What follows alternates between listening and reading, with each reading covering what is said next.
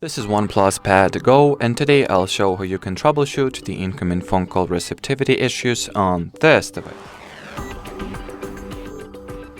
So in the beginning, make sure that your device is not in the Do Not Disturb and/or airplane mode. So the quickest way to confirm and fix that is to launch the control panel or control center, then make sure to switch off the airplane mode and Do Not Disturb mode tiles.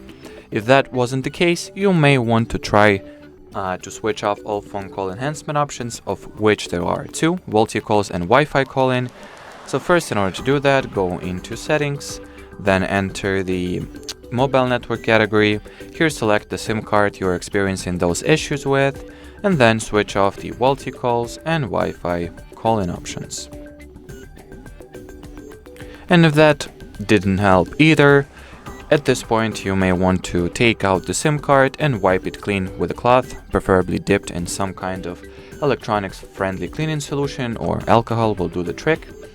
And after that, if the issue persists, I recommend that you contact your cellular carrier directly, since at this point it is more probable that the issue is lays on the end of your mobile carrier, not on your end.